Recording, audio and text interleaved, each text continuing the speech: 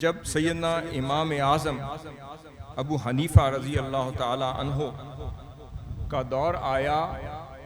تو انہیں بھی اسی شدت پسندی اور تکفیری رویے کا سامنا کرنا پڑا، جس کی وجہ سے وہ جیل میں گئے اور جنازہ بھی وہاں سے پھر سیدنا امام مالک رحمۃ اللہ علیہ کو بھی اسی رویے کا سامنا کرنا پڑا، اور وہ 25 سال تک اپنے گھر میں پابند ہو کر رہ گئے۔ اور وہ 25 سال وہ تھے کہ انہیں مسجد نبوی میں جمعۃ المبارک اور پنجگانہ نماز با جماعت پڑھنے کی بھی فیسلٹی مہیا نہ کی گئی۔ پھر یہی وہ فتنہ تھا جس کی نظر امام محمد بن ادریس الشافعی ہوئے۔ عراق، یمن اور مصر میں مصائب و آلام انہیں درپیش ہوئے، مگر ان کے پائے استقامت کو کوئی متزلزل نہ کر سکا۔ پھر امام احمد بن حنبل بھی انہی رویوں کا شکار تو ہوئے، کوڑے بھی لگائے گئے، پابند سلاسل بھی کیے گئے، مگر ان کی استقامت کے پہاڑ کو کوئی ہلا نہ سکا۔ پھر سیدنا بایزید بسطامی رضی اللہ تعالیٰ عنہ، ان پر بھی کفر کے فتوے لگے، بسطام سے نکالا گیا اور 7 مرتبہ وہ مڑ کر واپس آنے کی کوشش کرتے رہے، مگر بسطام کی سرزمین ان پر بند کر دی گئی، مگر وہ بھی پیکر استقامت رہے۔ پھر سیدنا ذوالنون مصری رحمت اللہ علیہ، ان کو بھی قید کیا گیا، زندیق کہا گیا، کفر کے فتوے لگے، بغداد لایا گیا، اور وہ بھی پیکر استقامت اسی طرح رہے۔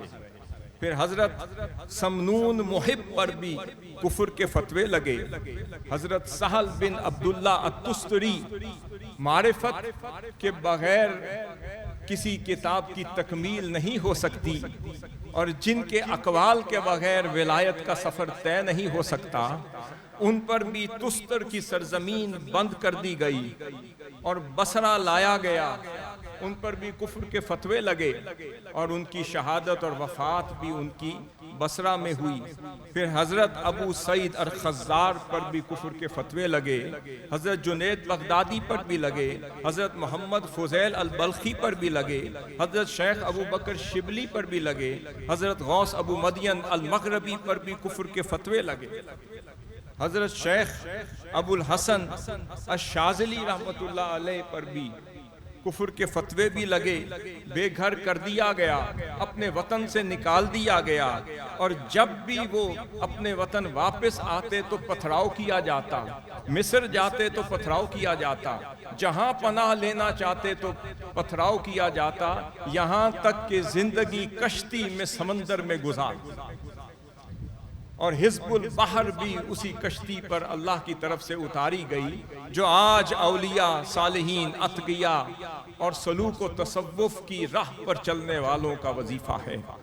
حضرت تاج الدین سبکی رحمت اللہ علیہ پر بھی کفر کا فتویٰ لگا، حضرت شیخ احمد الرفاعی پر بھی زندیق ہونے کا اور کفر کا فتویٰ لگا، حضرت شیخ اکبر محی الدین ابن العربی پر بھی فتویٰ لگا، اور آج کے دور میں آئیں تو حضور سیدی شیخ الاسلام مدظل العالی پر کیسے کیسے فتوے نہیں لگے، کیا کیا نہیں کہا گیا اور کیا کیا نہیں لکھا گیا، مگر جو اللہ والے ہوتے ہیں ان کا مشرب ایک ہے، نگاہ گنبد خضرا پر ہوتی ہے، دل خدا سے پیوست ہوتا ہے، وہ دیکھیں تو دور کی بات، وہ مڑ کے کبھی اس طرف دیکھتے ہی نہیں کہ فتویٰ لگا کون رہا۔